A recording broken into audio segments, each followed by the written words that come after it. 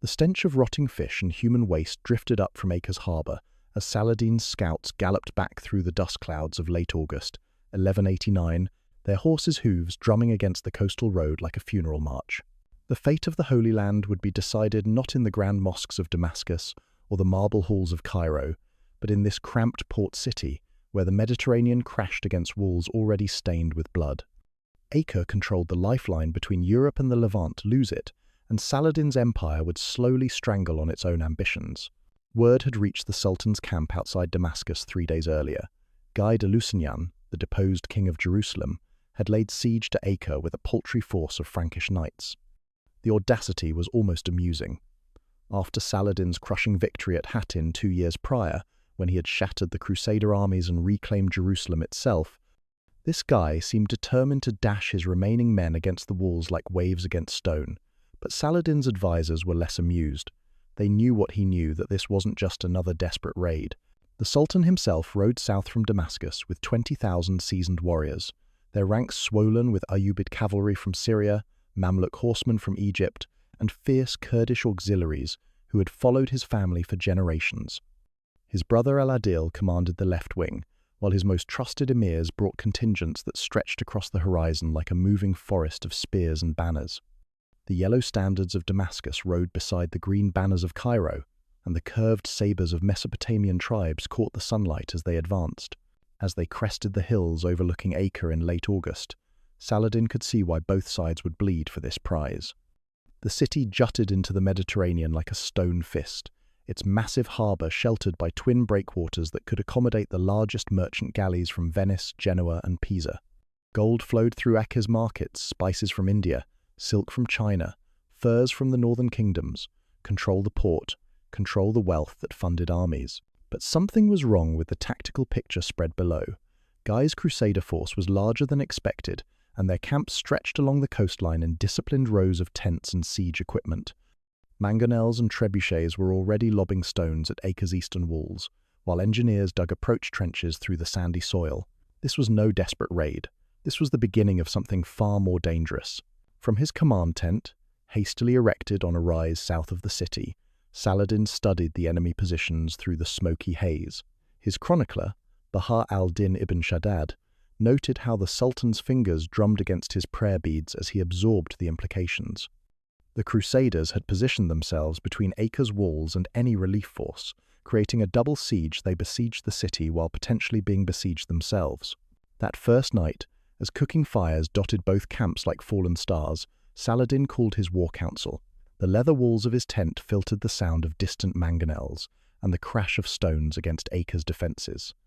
His emirs debated whether to attack immediately, while the Crusaders were still organising, or wait for reinforcements from Egypt and Mosul. The Sultan listened, his weathered face unreadable in the lamplight. The city's defenders had sent signals from the wall's mirror flashes during the day, fire arrows at night reporting their supplies and morale. They could hold for months if properly supported, but only if Saladin could keep the Crusader noose from tightening. Already, Frankish ships were arriving with supplies and fresh troops. Each sail on the horizon brought new complications. As dawn broke over the siege lines, revealing the true scope of both armies, Saladin made his first tactical decision. Rather than risk everything in a single assault, he would turn this into a war of attrition. His cavalry would harass Crusader supply lines, his mangonels would answer theirs stone for stone, and his engineers would dig counter-tunnels to collapse any Frankish mines. The siege of Acre would become a test of endurance, faith, and logistics. Picture yourself standing on those ancient walls, watching two civilizations prepare to bleed each other white over a few miles of stone and sand, knowing that the victor would shape the next century of warfare between Christianity and Islam. If you're fascinated by these pivotal moments where individual decisions altered the course of empires, hit that subscribe button and let me know in the comments what other medieval sieges you'd like explored. Writing this from my desk in California at 3 p.m. on a Tuesday, but my mind is firmly planted in the dust and heat of 1,200-year-old Palestine. But Saladin had no idea that his decision to commit to a prolonged siege would trap him in a grinding, 2-year nightmare that would push both armies beyond the limits of human endurance and ultimately cost him the jewel of his empire. By October of 1189, the ceaseless thunder of mangonels, war drums, and screaming horses had driven 3 men in Saladin's camp completely mad. The siege was no longer a battle. It had become a living thing that devoured everything fed to it, growing stronger on a diet of gold, grain, and the sanity of 20,000 warriors trapped in its grinding jaws. Every dawn brought the same ritual of violence, every sunset the same count of the dead, and every night the same prayers whispered into darkness that offered no answers. Saladin's field headquarters had swollen into a vast city of coloured tents, stretching south from Acre's walls like a patchwork ocean. Yellow pavilions housed the Damascus cavalry, green banners marked the Egyptian infantry, and the black goat-hair tents of Kurdish auxiliaries dotted the hillsides, where their horses grazed on whatever scrub grass hadn't been trampled to mud. The stench hit you first when approaching the camp, not just unwashed bodies and horse dung, but something fouler. Corpses rotting in no man's land between the armies, too dangerous to retrieve, too numerous to ignore. Bahar al-Din ibn Shaddad, chronicling each day for posterity, noted how the smell became unbearable during the scorching summer months. Men would wrap cloth around their faces while standing watch, and even the Sultan's personal guards gagged when the wind shifted. The dead lay where they fell after each skirmish. Crusader knights in their mail, Muslim horsemen clutched around broken spears, all slowly returning to dust under the Palestinian Sunday.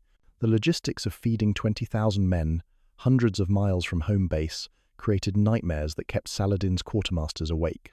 Grain convoys from the Nile Delta took weeks to reach Acre, travelling through hostile territory where Crusader raiding parties struck without warning. Syrian horse breeders drove their finest animals south along ancient trade routes, but many arrived lame or dead from exhaustion. Gold from Mosul's treasury came in heavily guarded caravans that moved like funeral processions through the desert heat.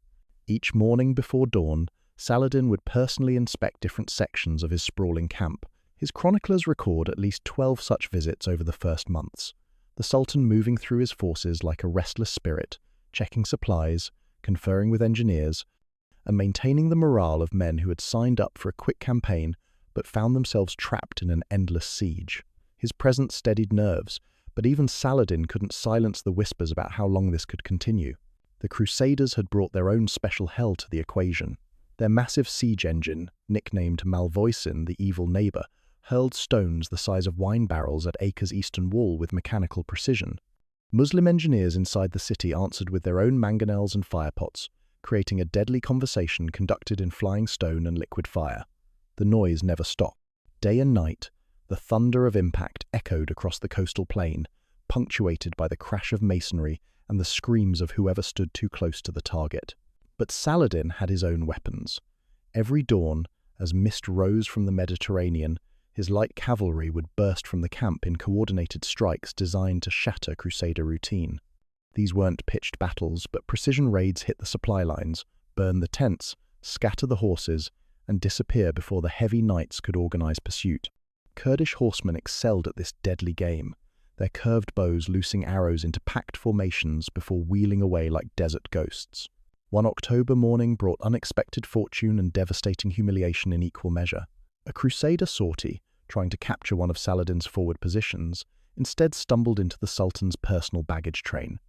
When the dust settled and the raiders had retreated, they carried with them not just gold and supplies, but something far more precious, Saladin's prayer tent, and his personal copy of the Quran.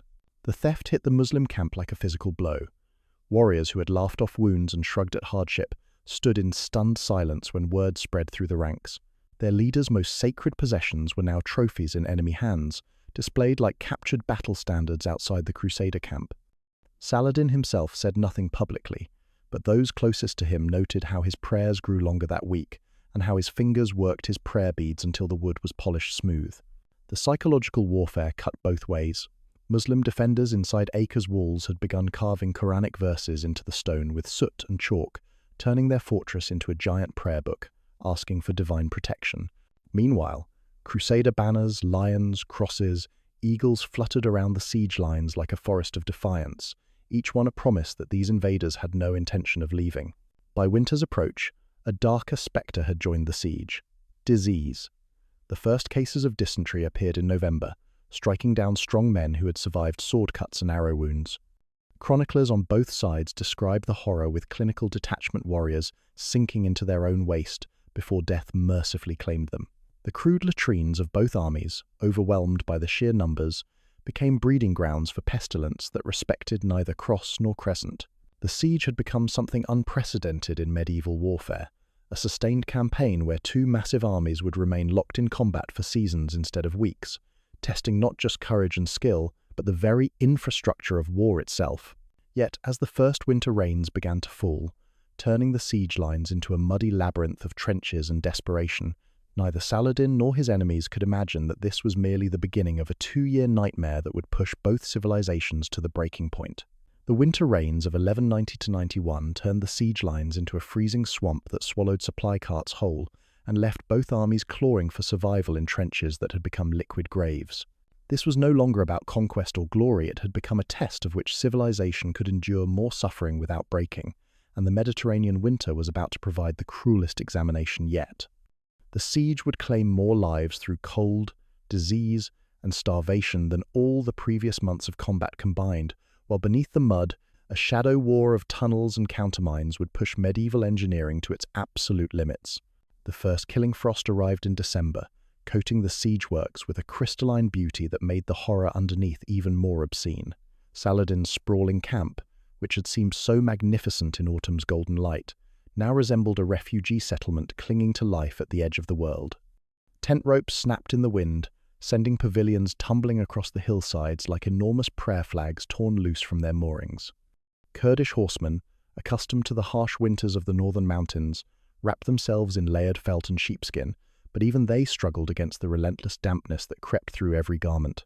The Sultan himself maintained his daily routines with iron discipline, rising before dawn to lead prayers and inspect positions, but those closest to him noticed the toll. Bahar al-Din recorded how Saladin's hands had begun to shake slightly during the ritual washing, and how his voice grew hoarse from shouting orders across the wind. Yet he never missed a prayer, never skipped an inspection, never allowed his men to see doubt in their commander's eyes. Inside Acre's walls, the defenders faced their own winter hell. Women and children had joined the desperate effort to maintain the fortifications, carrying baskets of stones up narrow stairways to repair breaches blasted by Crusader engines. When Frankish assault ladders appeared against the walls, these same women would appear at the battlements with cauldrons of boiling water, their screams of defiance mixing with the scalding death they poured on attackers below. The city had become a fortress manned by everyone who could lift a stone or swing a blade. But the real war, that winter was happening underground. Muslim engineers, working by torchlight in tunnels that reeked of human sweat and burning oil, dug frantically to intercept Crusader mines aimed at Acre's foundations. The constant sound of digging filled the night pickaxes striking stone, shovels scraping earth, and the occasional muffled crash when tunnel met counter-tunnel in brutal subterranean combat fought with knives and hammers in spaces too narrow for swords. These underground battles were medieval warfare at its most nightmarish. Miners would break through into enemy tunnels to find themselves face to face with men whose eyes had adapted to the eternal darkness, whose hands knew every texture of earth and stone, whose world had shrunk to the width of a shovel blade. Some fought with bare hands when weapons proved too clumsy in the confined spaces. Others used fire as a weapon, igniting support timbers to collapse passages on their enemies. Few survived these encounters, and fewer still spoke of them afterward. Saladin's nephew, Taqi al-Din, who had commanded the left wing of the army with distinction since the early days of the siege, fell not to Crusader steel, but to the winter sickness that stalked through both camps like an invisible assassin. The Sultan's grief was visible to everyone. He wept openly at the burial, clutching his beard in a gesture his men had never seen before. The loss of his nephew, a pillar of the family's military leadership, seemed to age Saladin decades in a single week. The religious dimension of the siege intensified as conditions worsened. Islamic preachers in Saladin's camp began comparing Acre to Mecca under siege, demanding total sacrifice from every believer. These sermons, delivered in the pre-dawn darkness to warriors huddled around dying fires, spoke of paradise awaiting those who died defending the holy places. The rhetoric worked, desertion rates remained remarkably low despite the horrific conditions, and new volunteers continued arriving from Egypt and Syria even as winter claimed hundreds. Medical care on both sides devolved into crude improvisation. Muslim doctors in Acre used vinegar to clean wounds when proper medicines ran out, and honey became their primary weapon against infection. Still, men died from cuts that would have been minor in peacetime, their bodies too weakened by malnutrition and cold to fight off disease. The lucky ones died quickly. Others lingered for weeks, their groans adding to the symphony of suffering that echoed from both camps. Yet even in this grinding misery, moments of divine intervention seemed to favor the defenders. During one winter assault, a desert wind, rare but not impossible, along the coast swept sand into the faces of charging Crusader knights, blinding them at the crucial moment when Muslim archers needed clear targets. Chroniclers on both sides recorded the event, though they disagreed about its significance. To Saladin's men, it was Allah's hand deflecting the enemy. To the Crusaders, it was simply bad weather. The Sultan's personal piety became a stabilizing force as morale wavered. Even in the worst conditions, men could see their commander maintaining his 5 daily prayers, often in the open where arrows might find him, his Quran recitations carrying across the wind to remind everyone what they fought for. His faith seemed unshakable, even when military logic suggested retreat. As spring approached and the muddy ground began to firm, both armies had been fundamentally changed by their winter ordeal. They were no longer the confident forces that had begun this siege. They were survivors of something unprecedented in medieval warfare, veterans of a campaign that had pushed the limits of human endurance. But the worst was yet to come, because word had reached both camps that massive reinforcements were sailing across the Mediterranean, carrying fresh troops who had never tasted the particular hell of Acre's siege lines. Inside Acre's walls, a merchant named Khalil ibn Yusuf watched his neighbor roast a rat over a charcoal brazier and wondered which of them would resort to cannibalism first. The siege had entered its most horrific phase, not the dramatic clash of armies or the thunder of siege engines, but the slow, methodical starvation that turned human beings into hollow-eyed predators, willing to gnaw leather and fight over scraps of mouldy bread. This was medieval warfare stripped of all romance, revealing the animal desperation that lurked beneath civilization's thin veneer, and both armies were about to discover exactly how far good men would fall when their children began to starve. By spring of 1191, the defenders trapped inside Acre had exhausted every conventional food source. The city's granaries, which should have lasted months, had been emptied by the dual pressure of feeding a swollen population and the impossibility of resupply through Crusader naval blockade. Muslim chroniclers record with clinical horror how the residents first ate the horses, then the dogs, then boiled leather from shields and saddles into a grey soup that barely sustained life. The wealthy merchants who had once traded in silk and spices now fought over rat carcasses with the same intensity they had once reserved for negotiating cargo manifests. Saladin, watching from his hilltop command post, could see the smoke rising from Acre's streets and knew exactly what it meant. His own men were approaching their breaking point not from combat losses, which they had accepted with fatalistic courage, but from the slow erosion of hope that came with watching their commanders' increasingly desperate attempts to resupply the city. Every convoy from Egypt arrived smaller than expected, harassed by Crusader raiders and depleted by the hundreds of miles of hostile territory between the Nile and the coast. The Sultan's personal habits during this period revealed the depth of his commitment to the cause. While his emirs dined on whatever meat could be procured from the camp followers, Saladin maintained ritual fasts that left him gaunt and hollow-cheeked. He broke these fasts with dried dates and thin soups, his chronicler noted, while refusing the richer food offered by subordinates. His piety had become a form of leadership. If their commander could endure hunger for the sake of Allah, then so could they. The contrast with the Crusader camp was stark and demoralizing. Frankish supply ships arrived regularly from Cyprus and Sicily, their holds packed with salted pork, wine, and grain. When the wind was right, the scent of roasting meat drifted across no man's land to torment Muslim sentries whose own rations had been reduced to millet porridge and whatever roots could be foraged from the surrounding hills. The psychological warfare was as effective as any siege engine. The enemy ate well while defenders starved, a daily reminder of the siege's trajectory. But Saladin had weapons beyond conventional military force. His brother Al-Adil had become a master of the prisoner exchange, a brutal form of medieval commerce where human lives became currency in negotiations that often stretched for weeks. 10 ordinary Crusader prisoners might be traded for a single experienced Muslim engineer, whose knowledge of siege warfare could save the city for months. These exchanges took place in no man's land under flags of truce, with both sides calculating the exact value of each captive life. The harbour became a theatre of particularly spectacular violence, when Crusader fireships vessels loaded with combustible materials and set ablaze were sailed into Acre's port to destroy Muslim supply boats. The sight of burning ships, their masts collapsing in fountains of sparks while their crews leaped screaming into the Mediterranean, became one of the siege's most terrifying spectacles. Defenders on the walls could only watch as their lifeline to the outside world literally went up in smoke, the black clouds rising like funeral pyres for their hopes of relief. Even Saladin's legendary cavalry was showing signs of strain. The horses, deprived of proper fodder for months, had begun dying in alarming numbers. Their carcasses were skinned immediately, the hides tanned on site to provide leather for repairs and reinforcement. The smell of rotting horse flesh, mixed with the stench of the tanning process, created an overpowering miasma that clung to everything in the Muslim camp. Kurdish horsemen, whose identity was inseparable from their mounts, wept openly as they put down animals that had carried them through years of campaigning. The Sultan maintained his forces' loyalty through a combination of religious fervor and cold economics. Mercenaries who might have deserted other commanders found themselves paid in silver dirhams wrapped in silk cloths, a gesture that acknowledged their sacrifice while providing tangible proof that Saladin's treasury, though strained, had not yet failed.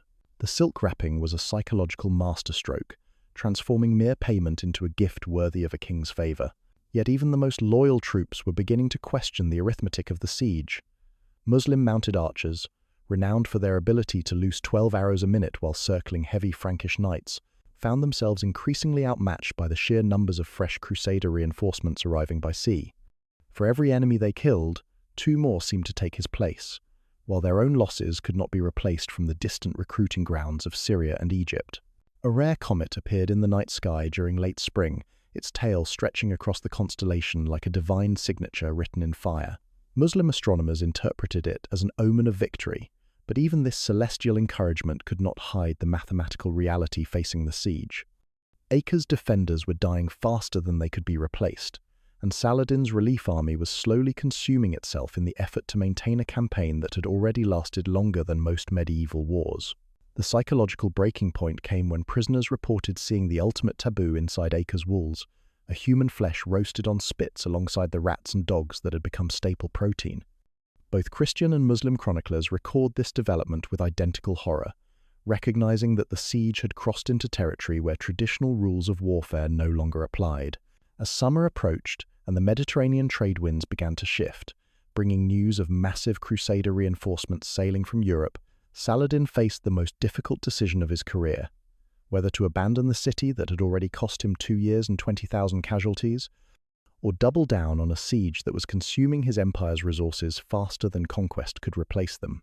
But unknown to the Sultan, one of those approaching ships carried a passenger whose reputation alone would transform the strategic calculations of everyone involved, a red-haired king whose arrival would force Saladin to confront not just military defeat, but the complete collapse of everything he had built since Hattin. The crimson sails appeared on the horizon at dawn on June 8, 1191, and Saladin knew with the certainty of a man watching his own execution that everything was about to change. This wasn't another routine supply convoy or modest reinforcement. This was the arrival of Richard Plantagenet, whose reputation had already travelled ahead of his fleet like the shadow of an approaching storm. The Lionheart brought 25,000 fresh troops who had never tasted the bitter desperation of Acre's siege lines, and their presence would tip the scales of a conflict that had been balanced on a knife's edge for nearly 2 years.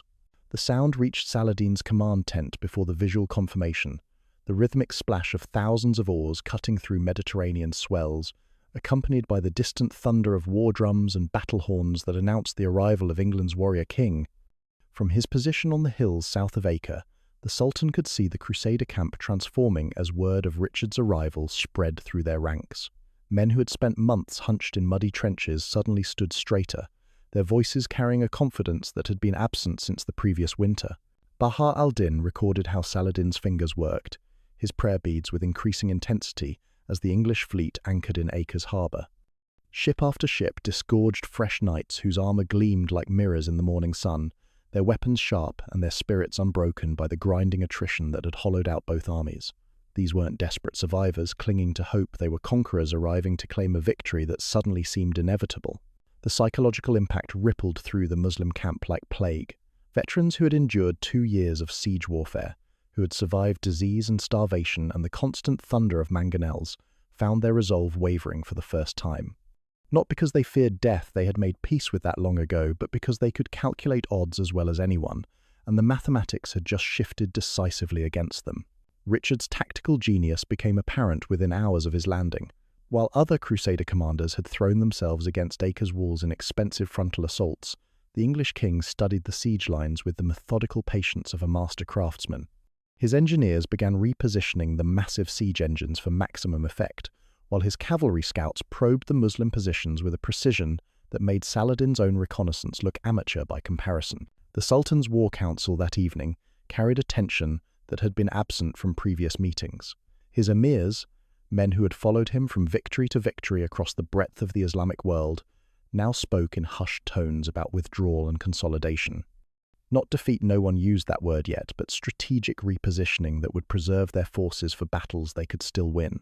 The unspoken question hung in the tent like incense smoke. Had the siege of Acre already been lost? Saladin's response revealed both his greatest strength and his fatal weakness. Rather than acknowledge the changed circumstances, he doubled down on the religious dimension of the conflict. His evening prayers grew longer and more public, performed where his men could see their commander's unwavering faith, even as military logic argued for retreat. He spoke of divine providence, of tests sent by Allah to strengthen the believers, of victories that would be sweeter for having been hard won. But privately, away from the eyes of his followers, the Sultan began making preparations that suggested a different calculation. Supply convoys were redirected toward Damascus and Cairo rather than the siege camps. Elite units were quietly repositioned to cover potential retreat routes. Most tellingly, he sent discreet messages to governors in Syria and Egypt, updating them on the military situation with a frankness that contrasted sharply with his public optimism.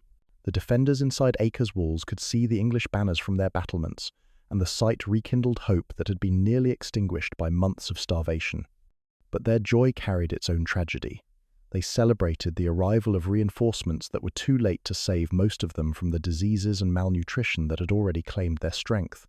Many would die in the final assault, not from wounds, but from bodies too weakened to survive the shock of combat. Richard's first major action revealed the kind of opponent Saladin now faced. Rather than ordering another costly assault on the walls, the English king focused on tightening the naval blockade until no supply boat, no matter how small or swift, could reach Acre's harbour. This wasn't the dramatic heroism that chroniclers love to record, but the methodical application of superior resources that would strangle the city without requiring massive casualties among his own forces. The comet that had appeared weeks earlier, initially interpreted as a divine omen favouring the Muslims, now seemed to mock their interpretation. Perhaps the heavenly fire had been a warning rather than a promise, a sign that even the stars were aligning against Saladin's cause. Religious certainty, which had sustained the Sultan through 2 years of grinding warfare, began to crack under the weight of tactical reality. By mid-June, even Saladin's most loyal commanders were questioning the wisdom of maintaining the siege. Their concerns weren't based on cowardice, but on mathematics. Every day they remained in position, cost resources that could not be replaced, while Richard's forces grew stronger with each ship that arrived from Europe. The siege had become a trap that was slowly consuming the very army that had once seemed invincible at Hattin. The Sultan's attempts at relief assaults during March and June had been repelled with a coordination and firepower that marked a fundamental shift in Crusader capabilities. Where once his cavalry could scatter enemy formations with sudden strikes, now they faced disciplined crossbow formations backed by cavalry that matched their own mobility. The technical advantages that had made Muslim armies dominant for decades were being systematically neutralized by opponents who had learned from their defeats. As June drew to a close, and the summer heat began to bake both camps into furnaces of dust and desperation, Saladin faced a choice that would define the remainder of his reign: continue a siege that was consuming his empire's strength, or abandon the city that had cost him 2 years and thousands of his best warriors. But time was running out for choices, because inside Acre's walls, the final collapse had already begun, and the sound of splintering wood and falling stone announced that medieval warfare was about to reveal its most merciless face.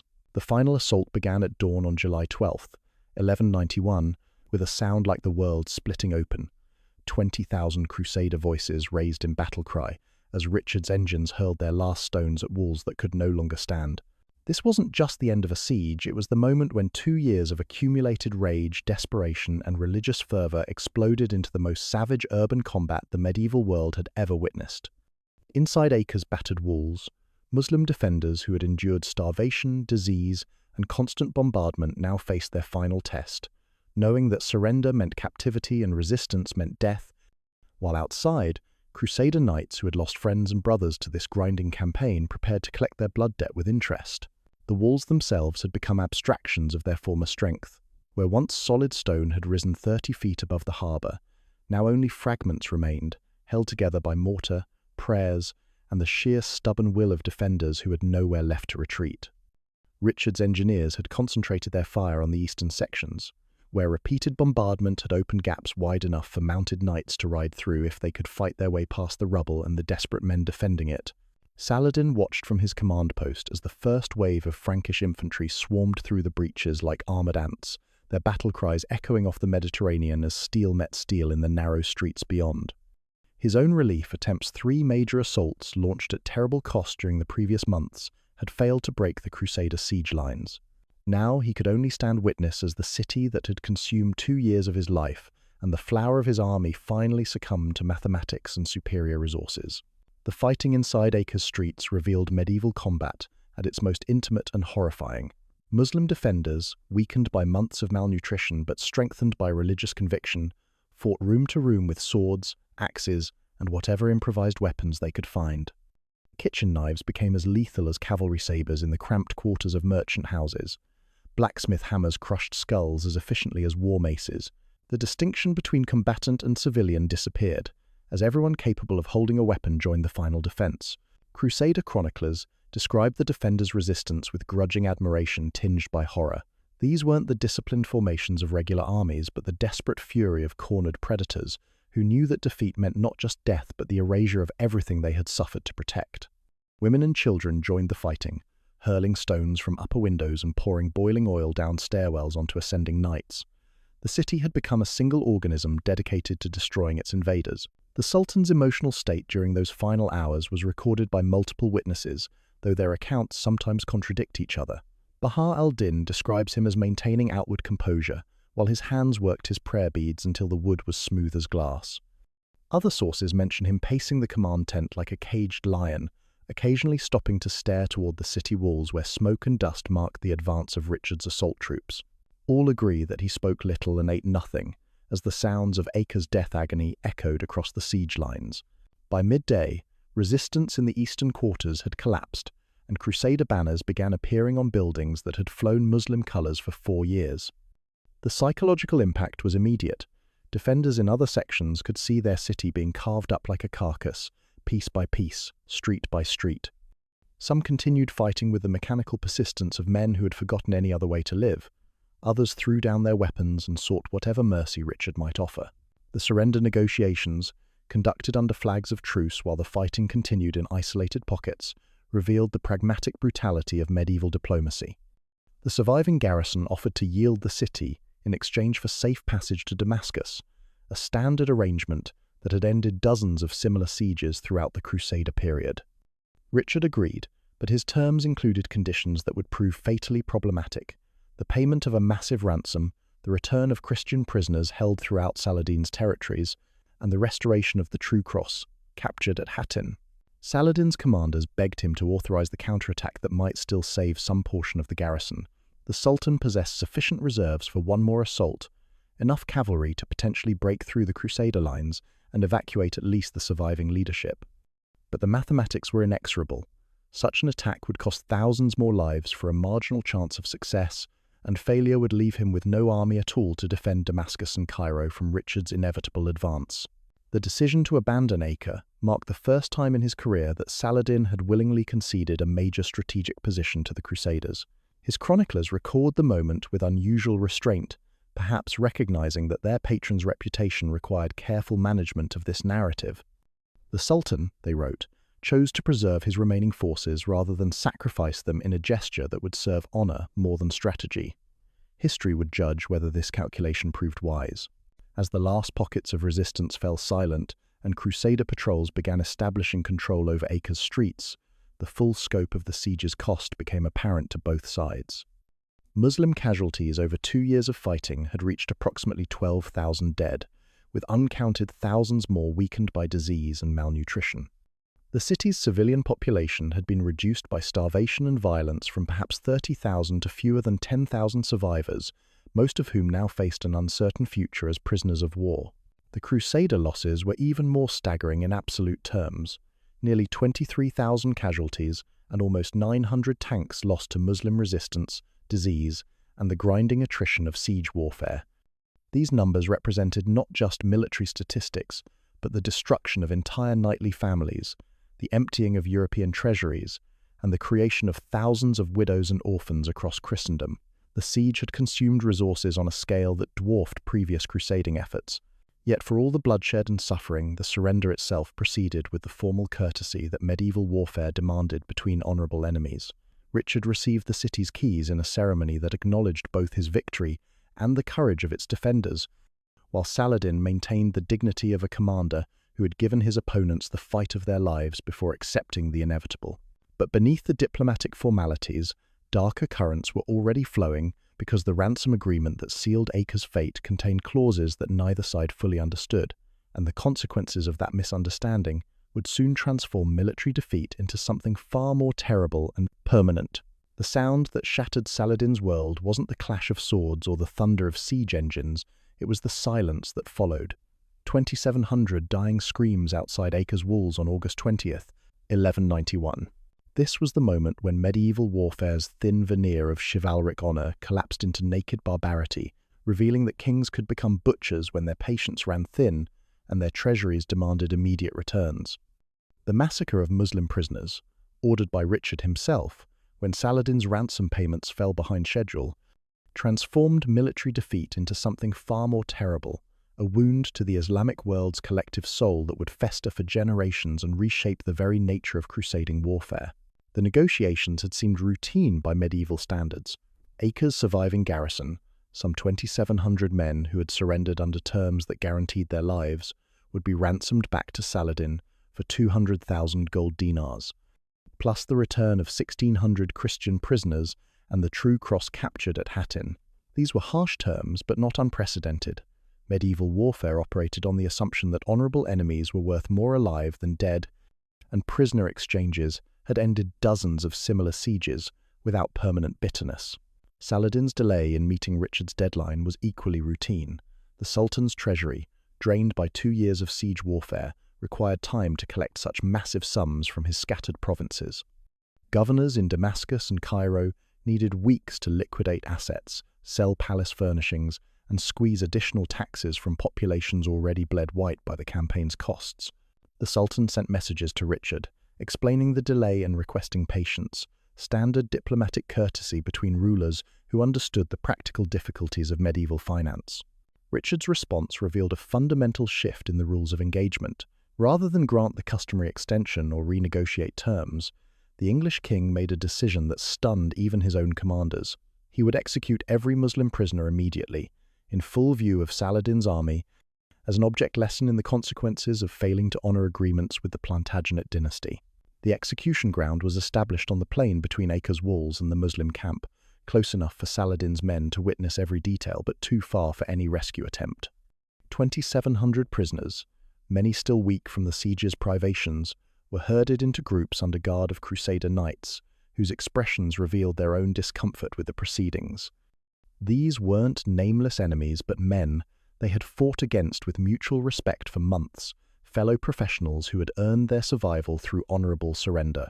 Baha al-Din's account of Saladin's reaction has become one of the most powerful passages in medieval chronicling.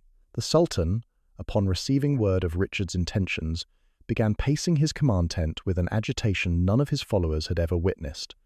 He clutched his beard, a gesture of extreme distress in Islamic culture, while his advisors stood in stunned silence, unable to offer counsel for a situation that fell outside all precedent of honourable warfare. The massacre itself was conducted with mechanical efficiency that made it even more horrifying. Crusader executioners moved through the prisoner ranks in organised squads, cutting throats and beheading victims with the systematic precision of men slaughtering livestock. No speeches were made, no religious justifications offered. This was purely transactional violence designed to recover the costs of Richard's campaign in blood when gold proved unavailable. From the Muslim lines, the sounds carried clearly across the intervening distance, not just the cries of dying men, but the prayers they whispered in their final moments, the calls to Allah that rose like a collective supplication toward heaven. Saladin's veterans, Men who had witnessed countless battles and accepted death as an occupational hazard found themselves weeping openly as they watched their comrades murdered without the dignity of combat. The strategic calculation behind Richard's decision was as cold as it was effective. By demonstrating his willingness to massacre prisoners, the English king eliminated future negotiations over ransom terms, while sending an unmistakable message to every Muslim fortress commander from Acre to Jerusalem: surrender meant not captivity, but execution, making resistance to the death the only rational choice. The massacre would make subsequent Crusader victories far more costly, but it would also make them psychologically devastating to Muslim morale. The immediate tactical consequences rippled through both armies like shockwaves. Saladin's remaining forces, witnessing their sultan's inability to protect men who had surrendered under his implicit guarantee, began questioning not just their commander's military competence, but his fundamental capacity to fulfill a leader's primary obligation to his followers. Desert tribes that had followed the Ayyubid banner for decades began slipping away in the night, not from cowardice, but from the practical recognition that this war had entered territory where traditional concepts of honor no longer applied. The Sultan's response revealed both his greatest strength and his fatal limitation as a medieval ruler. Rather than abandon his remaining positions to preserve what forces he could, Saladin doubled down on the religious dimension of the conflict, transforming Richard from a political rival into something approaching the Antichrist in Islamic consciousness. The massacre became evidence not of military superiority, but of Christian barbarism that justified any measure in response. Yet the psychological damage was irreversible. The man who had united the Islamic world through a combination of military genius and moral authority now appeared impotent in the face of an enemy who fought by different rules entirely. The aura of invincibility that had carried Saladin from victory to victory since Hattin had been shattered by 2,700 deaths that he was powerless to prevent or avenge. The massacre's impact extended far beyond the immediate military campaign. Christian chroniclers in Europe, initially celebrating Richard's efficiency in resolving the prisoner situation, gradually began expressing discomfort as reports filtered back describing the systematic nature of the executions. Medieval warfare had always been brutal, but it operated within frameworks of reciprocity that made survival possible for honorable enemies. Richard had broken those frameworks in pursuit of tactical advantage. As August heat baked the blood into Acre's dust, and the Crusader army prepared for its advance down the coast toward Jerusalem, both sides understood that the nature of their conflict had fundamentally changed. This was no longer a war between rival kingdoms, but a struggle between incompatible civilizations, where mercy was weakness and honor was a luxury neither side could afford. The prisoners' bodies, left unburied as a final insult, became a monument to the moment when medieval warfare's restraints collapsed under the weight of absolute objectives and limited resources. And when Saladin learned that his enemies were willing to pay prices in blood that his conscience could never match.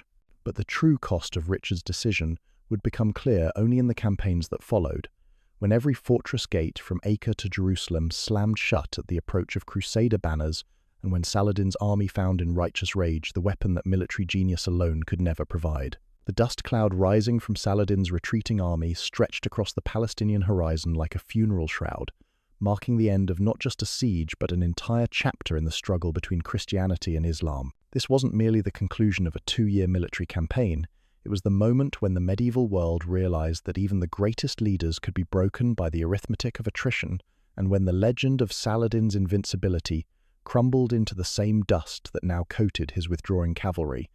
The retreat from Acre would reshape the balance of power across the Levant, alter the trajectory of the Third Crusade, and demonstrate that in medieval warfare, logistics ultimately mattered more than courage, faith, or tactical brilliance.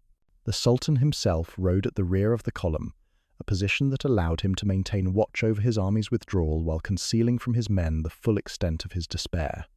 Baha al-Din, riding beside his patron, recorded how Saladin's normally erect posture had collapsed into the slouch of a man carrying invisible weights. The fingers that had once gestured confidently over maps and battle plans now worked constantly at his prayer beads, wearing the wood smooth with a nervous energy that spoke of profound inner turmoil.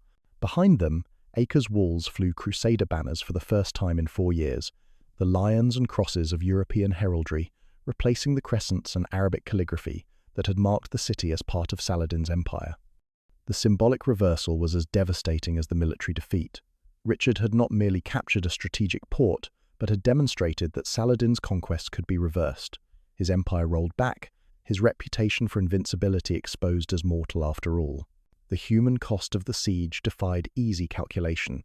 12,000 Muslim dead lay in unmarked graves around Acre's walls, joined by nearly 23,000 Crusader casualties in a bloodletting that had consumed the flower of both civilizations. Entire knightly families had been extinguished. Syrian cavalry units that had followed the Ayyubid banner for decades had been reduced to scattered survivors, and the treasuries of kingdoms from Cairo to London had been emptied to fund a campaign that enriched no one but the undertakers. Yet the siege's true significance lay not in its immediate casualties, but in what it revealed about the changing nature of medieval warfare. The 2-year duration had pushed both sides beyond traditional limits of campaign seasons and feudal obligations, creating a new model of sustained conflict that required state-level resources and professional logistics networks. Future wars would be measured not in seasons but in years, demanding economic mobilization that transformed the very nature of medieval kingship. Saladin's personal transformation during the retreat was visible to anyone willing to look beyond the maintained facade of royal dignity. The man who had united disparate Muslim factions through charismatic leadership and military success now appeared aged beyond his years, his black beard streaked with premature grey that hadn't been there when the siege began. His famous energy, which had driven him to inspect positions daily and lead prayers before dawn, had been replaced by a mechanical routine that suggested profound spiritual exhaustion. The strategic implications rippled outward from Acre like stones thrown into still water. Richard's victory had broken the psychological stranglehold that Saladin had maintained over Crusader morale since Hattin, proving that the Sultan's armies could be defeated through superior resources and sustained effort. Muslim commanders throughout Syria and Palestine began reconsidering their defensive strategies, while European chroniclers proclaimed the beginning of a new crusading age that would sweep the infidels from the Holy Land within a generation. But those proclamations would prove premature, because the siege of Acre had also revealed the limits of Crusader endurance. Richard's army, despite its victory, had been bled almost white by 2 years of grinding warfare, and the English king's own knights were already murmuring about return voyages to Europe before the Palestinian heat claimed more lives than Muslim swords. The massacre of prisoners, while strategically effective, had also eliminated any possibility of negotiated truces that might have allowed both sides to consolidate their gains. The retreat itself became a masterpiece of defensive withdrawal that partially restored Saladin's military reputation even in defeat. His engineers had prepared fallback positions throughout the coastal plain, creating a series of defensive lines that would force Richard to fight for every mile of advance toward Jerusalem. The Sultan's cavalry, though reduced in numbers, retained their tactical superiority in mobile warfare that would make any Crusader advance prohibitively expensive. The siege's aftermath also revealed the profound economic transformation that sustained medieval warfare had produced in both the Islamic world and Christian Europe. Saladin's empire, despite its defeat at Acre, had developed taxation and logistics systems capable of supporting armies in the field for years rather than months. Similarly, the Crusader kingdoms had evolved from feudal levies into quasi-professional military organizations funded by international taxation and merchant banking. Medieval warfare was becoming a contest between competing economic systems as much as between rival faiths. Personal tragedies multiplied across both camps as the immediate aftermath of the siege played out in individual human terms.